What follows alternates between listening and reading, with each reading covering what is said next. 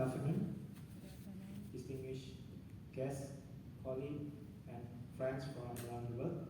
My name is Muhammad Alif Seswandana.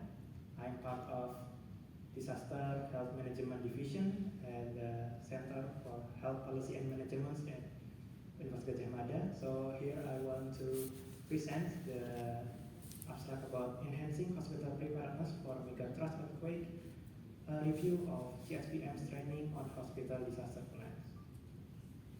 So, as you can see at this image, Indonesia have 5 active plague zones, namely the Sumatra Megatrust, Java Megatrust, Banda Megatrust, and Northern Sulawesi Megatrust, and the Philippine Trust. So, within these 5 zones, there are 6 active segments that have the potential to trigger large earthquake and cause tsunamis. And as you can see in this diagram, the distribution of hospital in Indonesia is different type. There are 4 types: type A, B, C, and D. Which the type A is the most advanced hospital.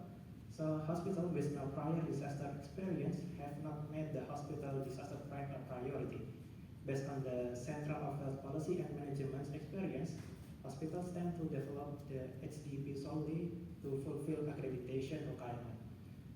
The Indonesian government has issued policies regarding hospital preparedness in disaster management, and HDP is a requirement for hospital accreditation.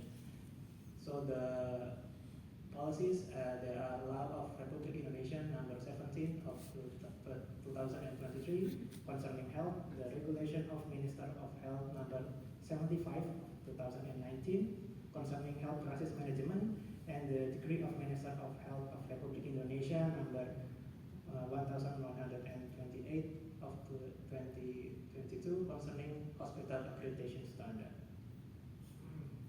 So the CSPM UGM in Indonesia has held the training program for HDV even from the 2008. Before pandemic, we used the in-person HDV technical guidance session, which is the offline session, and in the time of pandemic, we switched the training program to online seminar, and after the pandemic, we collab the training to offline and online activities. So currently CSPM is following government's policy to increase Indonesian health capacity by including training program in the Pelataran Sehat. And since 2017, CSPM UGM has trained more than 200 hospitals to create hospital disaster plan spread across all provinces in Indonesia. For the method of this abstract is field report using observational descriptive approach. And as the result, in 2024, we conduct training, and a total of 9 hospitals and 38 individuals were involved in training. As you can see, the distribution of the hospital and individuals that are follow the training is in the Java and Bali. So the training is mostly about preparation for mitigation and megatrust earthquake, because Java Island is one of the island that beside the megatrust zone. And of the 9 hospitals, 3 have successfully issued HDP draft, and 1 hospital is ready to conduct HDP simulation.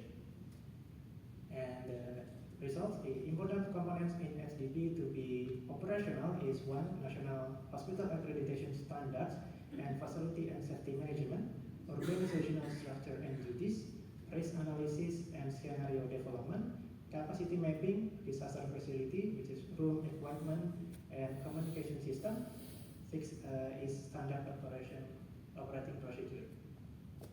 The challenge for participants in preparing and revising HDP is limited evidence and data, especially for developing scenarios, calculating capacity, and analyzing risk using the HBA and HSI.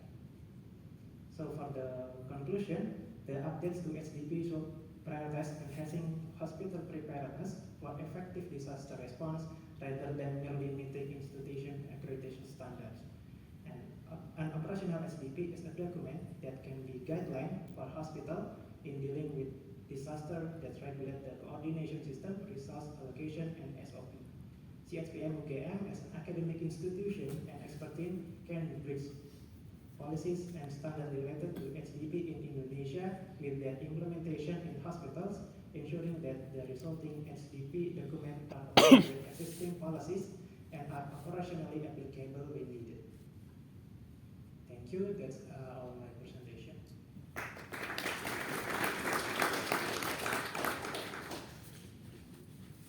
Questions from the audience? I take it that now that you have these policies, like in many places, they would sit on a shelf and you really need to exercise them as well. Yes, I know that feeling. I sympathize.